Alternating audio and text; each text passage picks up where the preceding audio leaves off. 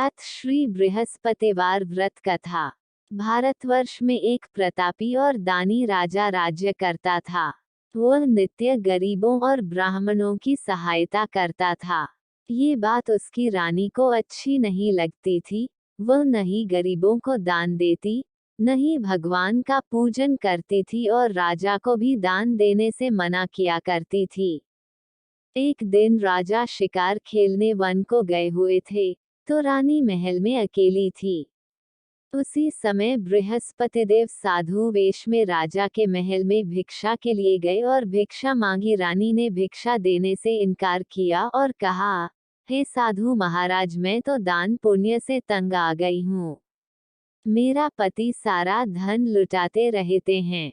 मेरी इच्छा है कि हमारा धन नष्ट हो जाए, फिर न रहेगा बांस, न बजेगी बांसुरी। साधु ने कहा, देवी तुम तो बड़ी विचित्र हो। धन संतान तो सभी चाहते हैं, पुत्र और लक्ष्मी तो पापी के घर भी होने चाहिए। यदि तुम्हारे पास अधिक धन है तो भूखों को भोजन दो, प्यासों के लिए प्याऊ बनवाओ, मुसाफिरों के लिए धर्मशालाएं खुलवाओ। जो निर्धन अपनी कुंवारी कन्याओं का विवाह नहीं कर सकते, उनका विवाह करा दो। ऐसे और कई काम हैं जिनके करने से तुम्हारा यश लोक परलोक में फैलेगा। परंतु रानी पर उपदेश का कोई प्रभाव न पड़ा। वह बोली, महाराज आप मुझे कुछ न समझाएं। मैं ऐसा धन नहीं चाहती जो हर जगह बांटती फिरूं। साधु ने उत्तर दिया, यदि तुम्हारी ऐसी इच्छा है तो तथास्तु। तुम ऐसा करना कि बृहस्पतिवार को घर लीपकर पीली ती से अपना सिर धोकर स्नान करना, ती चढ़ाकर कपड़े धोना। ऐसा करने से आपका सारा धन नष्ट हो जाएगा। इतना कहकर वह साधु महाराज वहां से आलोप हो गए। साधु के अनुसार कही बातों को पूरा करते हुए रानी को केवल 3 बृहस्पतिवार ही बीते थे कि उसकी समस्त धन संपत्ति नष्ट हो गई। भोजन के लिए राजा का परिवार तरसने लगा। तब एक दिन राजा ने रानी से बोला कि हे रानी, तुम यहीं रहो, मैं दूसरे देश को जाता हूँ, क्योंकि यहाँ पर सभी लोग मुझे जानते हैं। इसलिए मैं कोई छोटा कार्य नहीं कर सकता। ऐसा कहकर राजा परदेश चला गया। वहाँ वह जंगल से लकड़ी काटकर लाता और शहर में बेचता। इस तरह वह अपना जीवन व्यतीत करने लगा। इधर राजा के परदेश जाते ही रानी और दासी दुखी रहने लगी। एक बार जब रानी और दासी को 7 दिन तक बिना भोजन के रहना पड़ा, तो रानी ने अपनी दासी से कहा, हे दासी, पास ही के नगर में मेरी बहन रहती है। वह बड़ी धनवान है। तू उसके पास जा और कुछ ले आ, ताकि थोड़ी बहुत गुजर बसर हो जाए। दासी रानी की बहन के पास गई। उस दिन गुरुवार था और रानी की बहन उस समय बृहस्पतिवार व्रत की कथा सुन रही थी। दासी ने रानी की बहन को अपनी रानी का संदेश दिया, लेकिन रानी की बड़ी बहन ने कोई उत्तर नहीं दिया। जब दासी को रानी की बहन से कोई उत्तर नहीं मिला तो वह बहुत दुखी हुई और उसे क्रोध भी आया। दासी ने वापस आकर रानी को सारी बात बता दी। सुनकर रानी ने अपने भाग्य को कोसा। उधर रानी की बहन ने सोचा कि मेरी बहन की दासी आई थी, परंतु मैं उससे नहीं बोली, इससे वह बहुत दुखी हुई होगी। कथा सुनकर और पूजन समाप्त करके वह अपनी बहन के घर आई और कहने लगी, हे बहन, मैं बृहस्पतिवार का व्रत कर रही थी। तुम्हारी दासी मेरे घर आई थी, परंतु जब तक कथा होती है तब तक न तो उठते हैं और न ही बोलते हैं, इसलिए मैं नहीं बोली। कहो दासी क्यों गई थी? रानी बोली, बहन तुमसे क्या छिपाऊं, हमारे घर में खाने तक को अनाज नहीं था। ऐसा कहते कहते रानी की आंखें भर आई। उसने दासी समेत पिछले 7 दिनों से भूखे रहने तक की बात अपनी बहन को विस्तार पूर्वक सुना दी। रानी की बहन बोली, देखो बहन, भगवान बृहस्पतिदेव सबकी मनोकामना को पूर्ण करते हैं। देखो, शायद तुम्हारे घर में अनाज रखा हो। पहले तो रानी को विश्वास नहीं हुआ, पर बहन के आग्रह करने पर उसने अपनी दासी को अंदर भेजा तो उसे सचमुच अनाज से भरा एक घड़ा मिल गया। ये देखकर दासी को बड़ी हैरानी हुई। दासी रानी से कहने लगी, हे रानी, जब हमको भोजन नहीं मिलता तो हम व्रत ही तो करते हैं, इसलिए क्यों न इनसे व्रत और कथा की विधि पूछ ली जाए, ताकि हम भी व्रत कर सकें। तब रानी ने अपनी बहन से बृहस्पतिवार व्रत के बारे में पूछा। उसकी बहन ने बताया, बृहस्पतिवार के व्रत में चने की दाल और मुनक्का से विष्णु भगवान का केले की जड़ में पूजन करें तथा दीपक जलाएं, व्रत कथा सुने और पीला भोजन ही करें। इससे बृहस्पतिदेव प्रसन्न होते हैं। व्रत और पूजन विधि बताकर रानी की बहन अपने घर को लौट गई।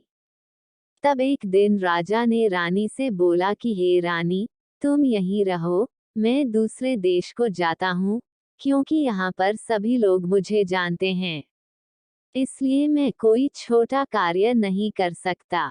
ऐसा कहकर राजा परदेश चला गया।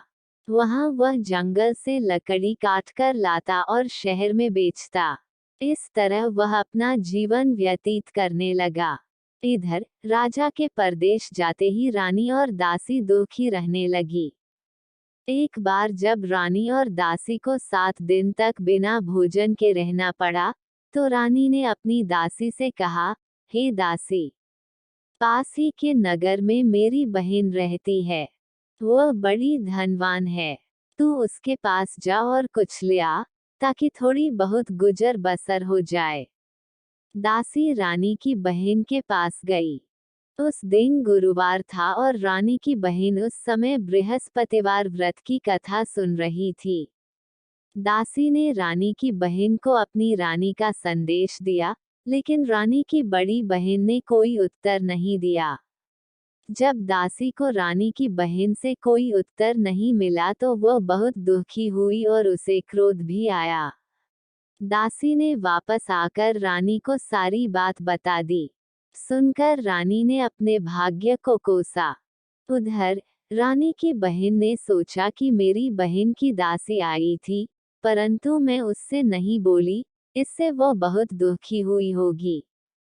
कथा सुनकर और पूजन समाप्त करके वह अपनी बहन के घर आई और कहने लगी, हे बहन, मैं बृहस्पतिवार का व्रत कर रही थी। तुम्हारी दासी मेरे घर आई थी, परंतु जब तक कथा होती है तब तक न तो उठते हैं और न ही बोलते हैं, इसलिए मैं नहीं बोली। कहो दासी क्यों गई थी? रानी बोली, बहन, तुमसे क्या छिपाऊं, हमारे घर में खाने तक को अनाज नहीं था। ऐसा कहते कहते रानी की आंखें भर आई। उसने दासी समेत पिछले 7 दिनों से भूखे रहने तक की बात अपनी बहन को विस्तार पूर्वक सुना दी। रानी की बहन बोली, देखो बहन, भगवान बृहस्पतिदेव सबकी मनोकामना को पूर्ण करते हैं। देखो, शायद तुम्हारे घर में अनाज रखा हो। पहले तो रानी को विश्वास नहीं हुआ, पर बहन के आग्रह करने पर उसने अपनी दासी को अंदर भेजा तो उसे सचमुच अनाज से भरा एक घड़ा मिल गया। ये देखकर दासी को बड़ी हैरानी हुई। दासी रानी से कहने लगी, हे रानी, जब हमको भोजन नहीं मिलता तो हम व्रत ही तो करते हैं, इसलिए क्यों न इनसे व्रत और कथा की विधि पूछ ली जाए, ताकि हम भी व्रत कर सकें। तब रानी ने अपनी बहन से बृहस्पतिवार व्रत के बारे में पूछा। उसकी बहन ने बताया, बृहस्पतिवार के व्रत में चने की दाल और मुनक्का से विष्णु भगवान का केले की जड़ में पूजन करें तथा दीपक जलाएं, व्रत कथा सुने और पीला भोजन ही करें।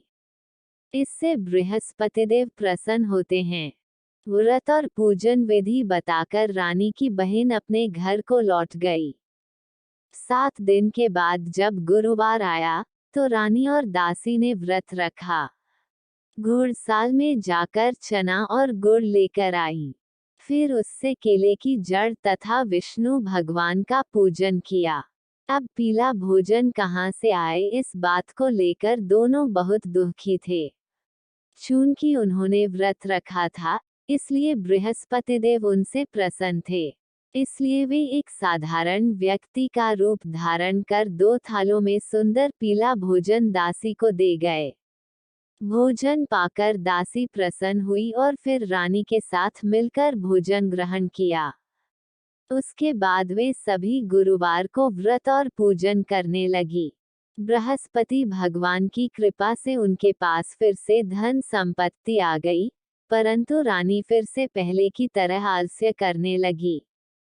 तब दासी बोली, देखो रानी, तुम पहले भी इस प्रकार आलस्य करती थी, तुम्हें धन रखने में कष्ट होता था, इस कारण सभी धन नष्ट हो गया और अब जब भगवान बृहस्पति की कृपा से धन मिला है तो तुम्हें फिर से आलस्य होता है। रानी को समझाते हुए दासी कहती है कि बड़ी मुसीबतों के बाद हमने ये धन पाया है, इसलिए हमें दान पुण्य करना चाहिए, भूखे मनुष्यों को भोजन कराना चाहिए और धन को शुभ कार्यों में खर्च करना चाहिए, जिससे तुम्हारे कुल का यश बढ़ेगा, स्वर्ग की प्राप्ति होगी और पितृ प्रसन्न होंगे। दासी की बात मानकर रानी अपना धन शुभ कार्यों में खर्च करने लगी, जिससे पूरे नगर में उसका यश फैलने लगा।